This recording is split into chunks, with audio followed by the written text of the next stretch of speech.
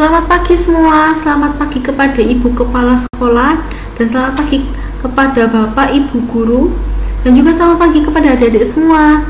Gimana nih kabarnya? Masih pada semangat kah buat ngelanjutin materinya? Pastinya masih semangat dong. Oke, tanpa berlama-lama kita langsung lanjut ke materi aja ya. Kita di sini akan membahas tentang hidup sehat tanpa narkoba. Kita bisa lihat di sini bahwa Indonesia sedang mengalami darurat narkoba.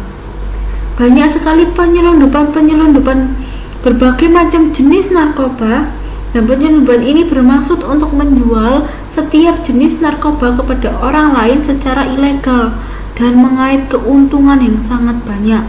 Seperti yang dikatakan artikel berikut ini, banyak sekali penyelundupan yang dilakukan oleh para pengedar narkoba dan meraih keuntungan yang sangat banyak.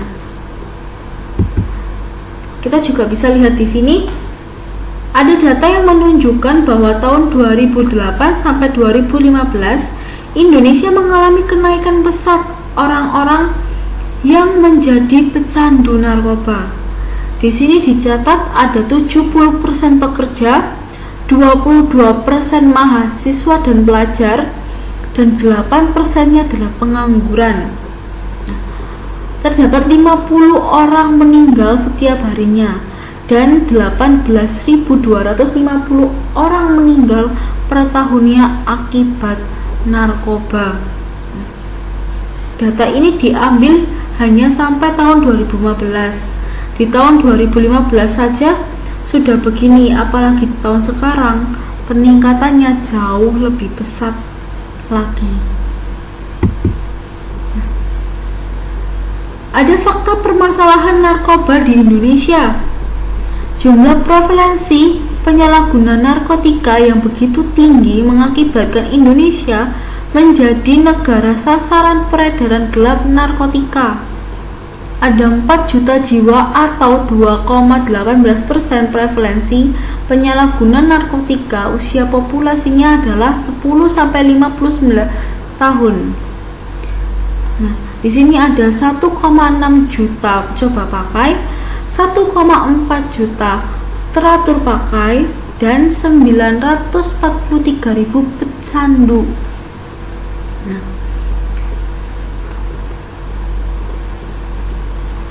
maka ini alasan mengapa Indonesia dipenuhi dengan narapidana yang berasal dari penyalahgunaan narkoba. Oke, sekarang kita akan mengenal tentang narkoba. Narkoba diatur dalam Undang-Undang Nomor 35 Tahun 2009 tentang narkotika yang berbunyi,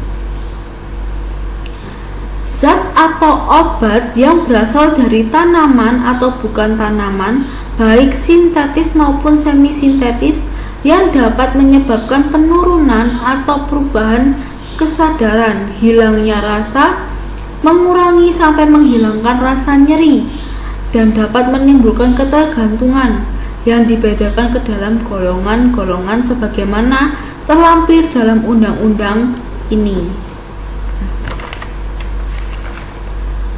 Nah, narkoba sendiri mempunyai kepanjangan, yaitu narkotika, psikotropika, dan bahan-bahan aktif. Narkotika sendiri mempunyai arti menyebabkan penurunan atau perubahan kesadaran dan menghilangkan atau mengurangi rasa nyeri.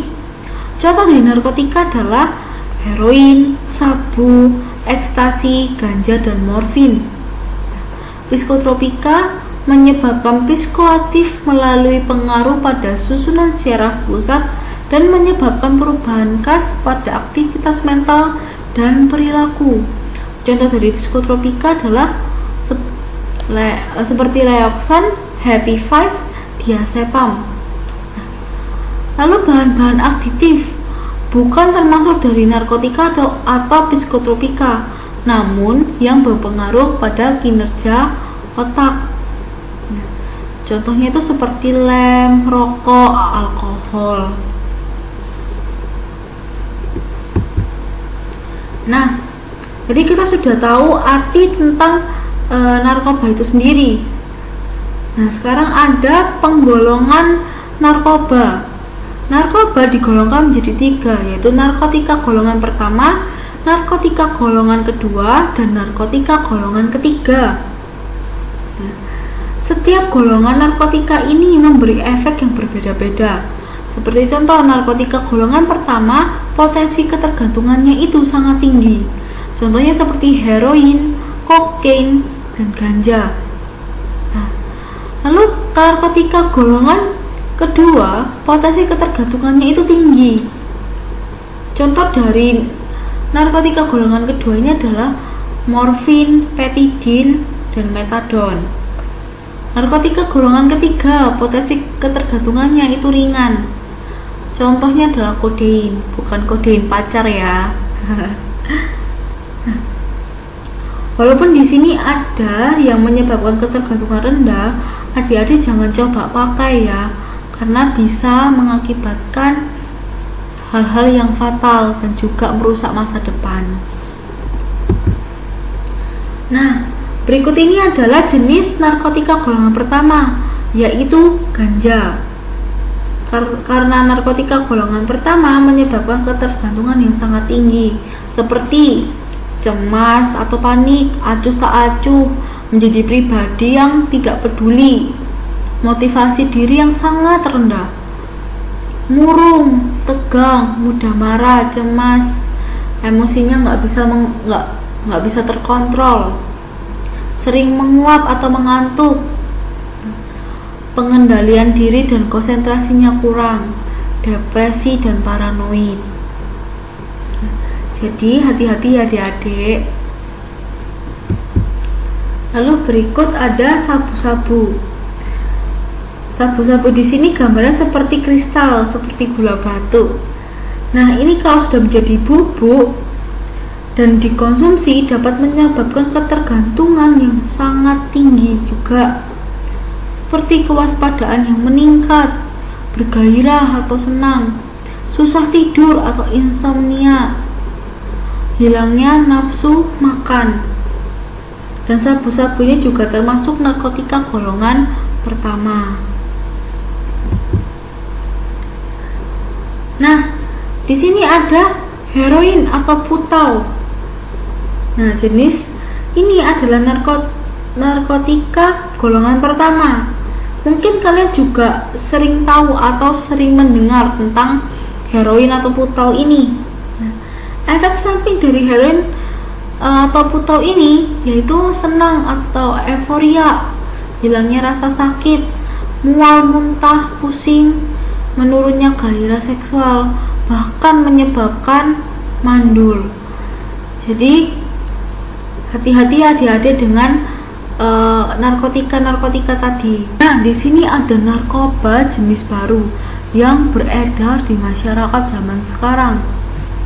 Yang pertama, ada tembakau cap gorila. Nah, konon katanya nih, orang yang mengkonsumsi tembakau cap gorila ini mendapat efek samping seperti ketiban gorila. Maka dari itu, tembakau ini dinamakan tembakau cap gorila. Lalu yang kedua ada sapi narkoba cair. Nah, di sini mungkin banyak dari kalian yang mengerti sapi narkoba cair ini. Ini juga termasuk jenis narkoba yang berbahaya loh. Lalu yang ketiga ada katinon. Nah, katinon ini jenis narkoba yang baru-baru ini ditemukan oleh BNN. Efek samping yang diberikan katinon adalah seperti euforia atau halusinasi dan rasa senang yang berlebih. Efeknya dapat bertahan lama dari 6 sampai 8 jam. Wow, lama juga ya. Maka dari itu anak-anak juga harus hati-hati. Lalu yang keempat ada pil PCC.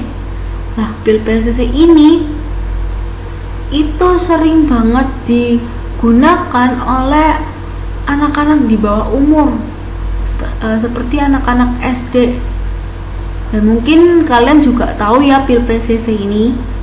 Nah, kita sebagai kakak-kakak, kita harus kasih contoh sama adik-adik kita yang baik. Kita harus menasehati mana yang harus dikonsumsi, mana yang tidak harus dikonsumsi. Gitu. Lalu berikutnya, ciri-ciri pecandu. Ada 4 ong di sini. Yang pertama ada nodong, nyolong, bengong, bohong. Nodong di sini kalau pecandu pengen menikmati lagi narkotikanya dan dia nggak punya uang, kehabisan akal, dia pertama nodong, malak orang dulu. Kalau malak kurang membuahkan hasil, yang kedua nyolong, ngambil barang-barang orang lain.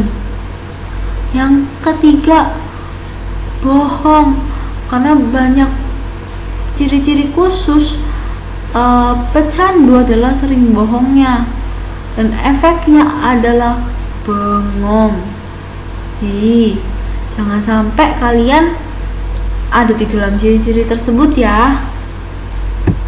Berikutnya, nah bagaimana sih mengenali penyalahguna narkotika? Ciri umumnya lah, ada jalan sempoyongan, bicara pelok, dan apatis seperti orang mabuk. Orang mabuk jalannya sempoyongan, belok kanan, belok kiri, nggak bisa lurus jalannya. Bicara pelok, nada dan intonasinya dia saat berbicara kurang jelas. Nah, seperti orang mabuk juga kan, cara bicara, intonasi, nada itu kurang jelas. Lalu ada mengantuk. Nah, setiap pengguna narkoba atau pecandu narkoba itu akan mendapatkan efek samping, yaitu mengantuk.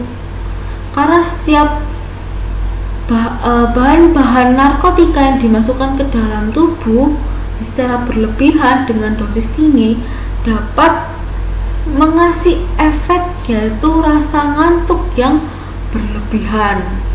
Makanya kenapa setiap pecandu, setiap pemakai narkoba itu sering mengantuk atau mudah mengantuk. Nah, lalu ditemukan alat bantu penggunaan narkotika. Jadi setiap pengguna atau pecandu narkoba pasti menggunakan alat bantu. Nah, untuk memasukkan setiap cairan atau bubuk-bubuk narkoba ke dalam tubuh. Contoh umumnya adalah suntikan yang sering digunakan oleh para pengguna dan pecandu narkoba. Lalu berikutnya ada bekas sayatan atau suntikan. Nah, ini setiap para pecandu atau pengguna narkoba suka menyuntik dirinya atau melukai dirinya untuk memasukkan setiap cairan atau bubuk-bubuk narkoba ke dalam tubuhnya agar memberikan efek samping yang diinginkan, memberikan sebuah efek yang dibutuhkan sama tubuhnya saat itu. Lalu yang berikutnya ada sering mengurung diri di kamar mandi, menghindar bertemu keluarga.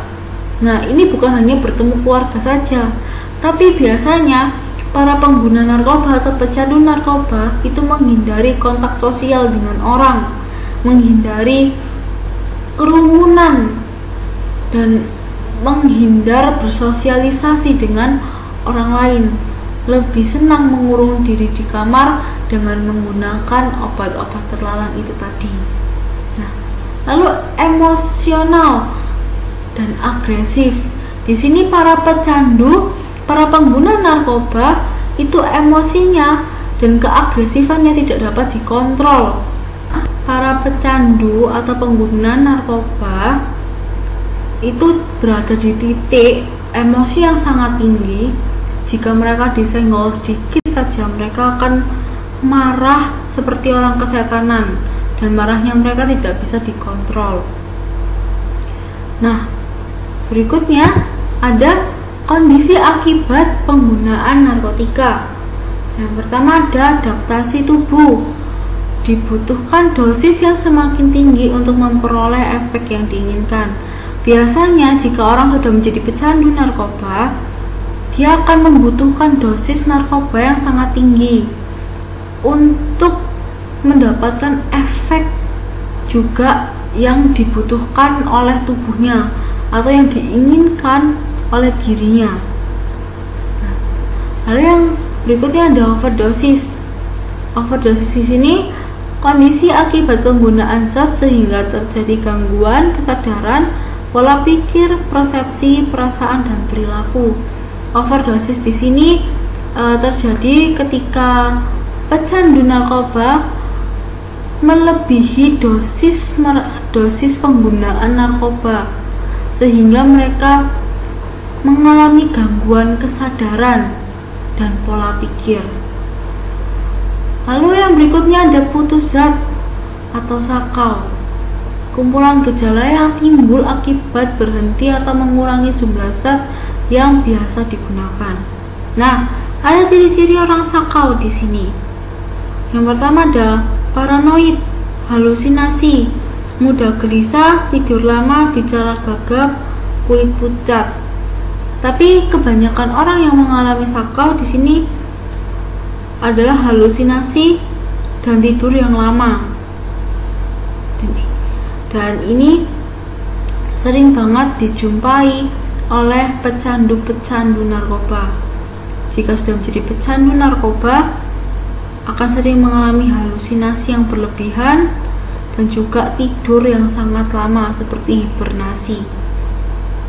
Lalu yang berikutnya dapat menimbulkan penyakit seperti gangguan jiwa, TBC, hepatitis B atau C, HIV/AIDS. Nah, mengapa orang yang pecandu narkoba atau pengguna narkoba itu juga akan mengidap penyakit-penyakit mematikan?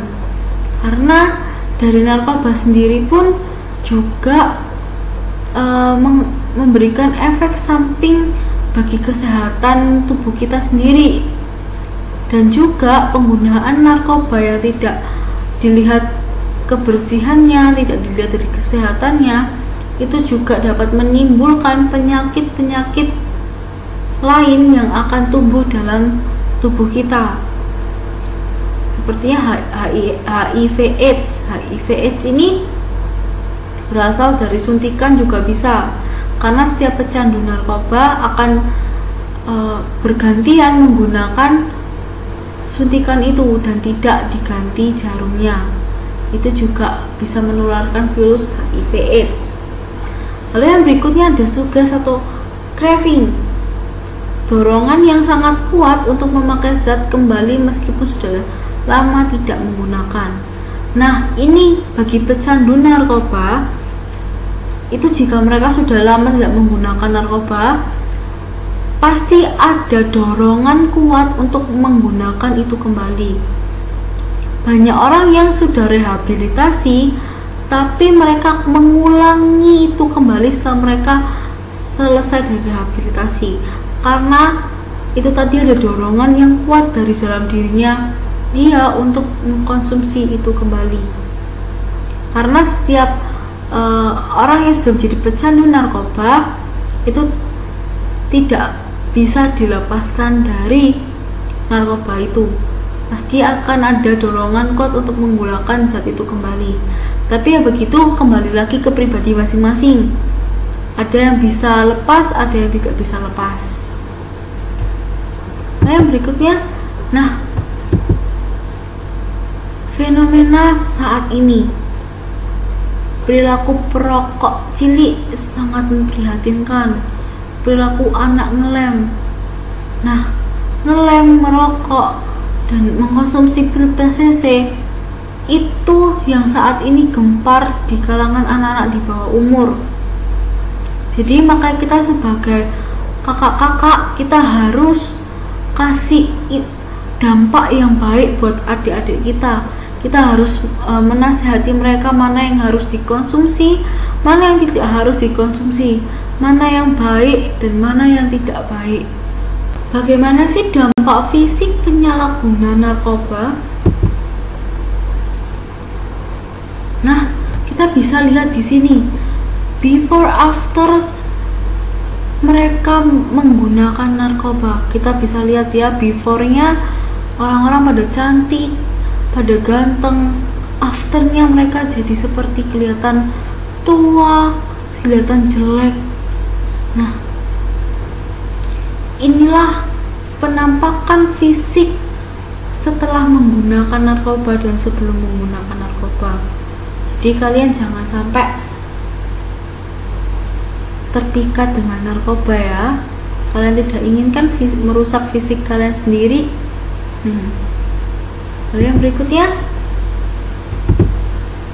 nah ini bagi kesehatan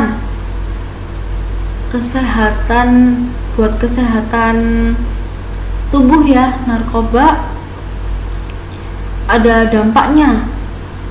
Yang pertama buat mata.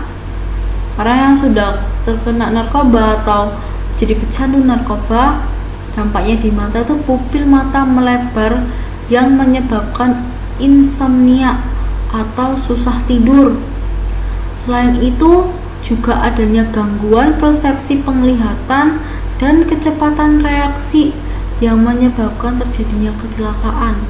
Jadi daya tangkap penglihatan orang yang sudah terkena narkoba itu akan melemah dan akan sering sekali terjadi sebuah kecelakaan. Lalu yang untuk di bagian otak, gangguan konsentrasi, penurunan daya ingat, proses berpikir dan perilaku. Dampak terburuk dalam mengakibatkan kerusakan permanen pada otak. Nah, orang yang sudah menjadi pecandu atau terkena narkoba, konsentrasinya akan melemah, penurunan daya ingat, proses berpikir dan perilakunya itu berbeda, berpikirnya juga sangat lambat.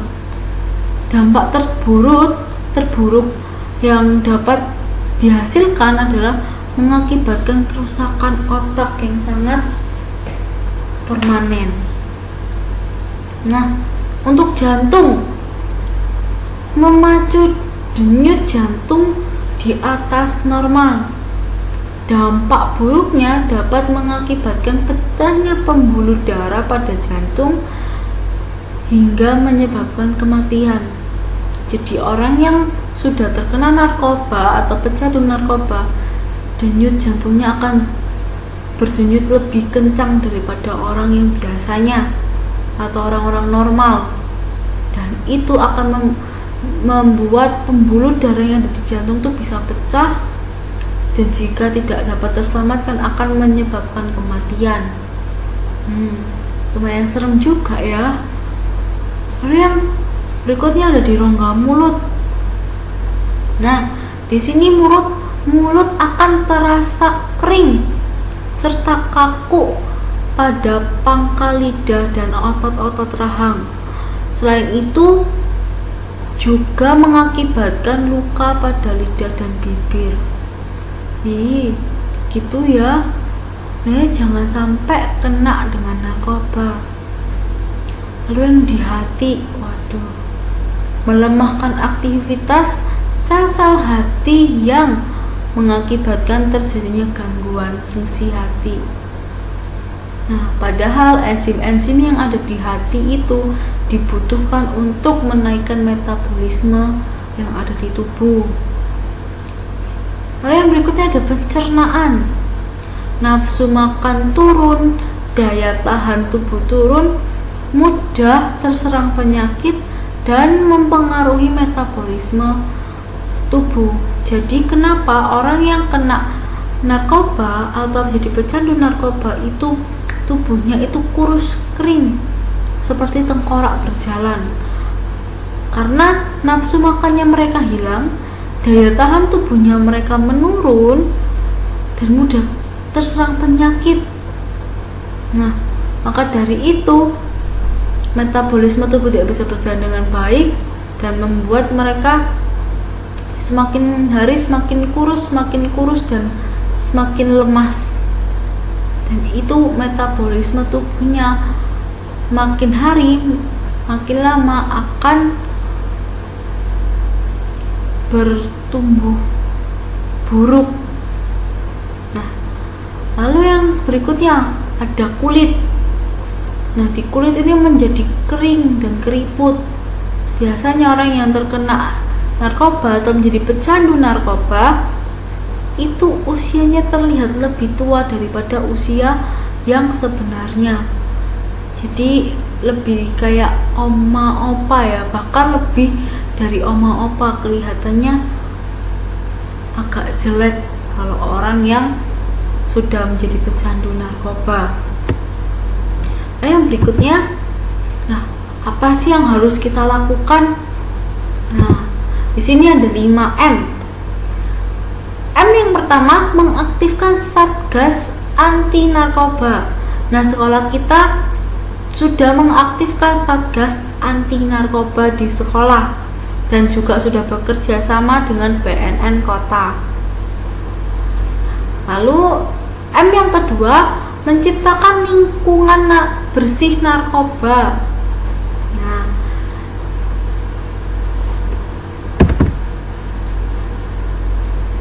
lalu M yang ketiga, melaporkan bila ada peredaran narkoba di lingkungan sekolah. Jadi jangan pernah takut untuk melaporkan jika ada peredaran narkoba di area sekolah. Kalian bisa melaporkan kepada kakak-kakak Satgas anti narkoba atau juga bisa melaporkan kepada bapak ibu guru agar bisa ditangani dengan tuntas. Lalu M yang keempat yaitu menyampaikan pesan-pesan anti narkoba dalam setiap pertemuan dan kegiatan. Nah, M yang kelima, membantu teman yang menjadi korban penyalahgunaan narkoba. Nah, di sini kita harus siap membantu untuk setiap anak atau setiap orang bisa lepas dari kecanduan. Nah, berikut adalah foto di mana kita serah terima menjadi Satgas anti narkoba di SMA Katolik Santo Yusuf. Dan juga ada foto di mana kita mengikuti penyuluhan anti narkoba di BNN Kota Surabaya. Lalu kita juga bekerja sama dengan BNN Kota untuk mendirikan Satgas anti narkoba di sekolah SMA Katolik Santo Yusuf. Jika kalian ingin menjadi Satgas anti narkoba, kalian bisa bergabung bersama kami menjadi Satgas anti narkoba. Kami siap menunggu kehadiran kalian dan memberi kalian pengetahuan yang luas mengenai narkoba dan memberikan kalian pengalaman-pengalaman yang baru di Satgas anti narkoba. Kami tunggu kehadiran kalian ya di Satgas anti narkoba. Sekian presentasi dari saya. Mohon maaf jika ada salah kata atau pengucapan. Terima kasih. Selamat pagi. Tuhan Yesus memberkati.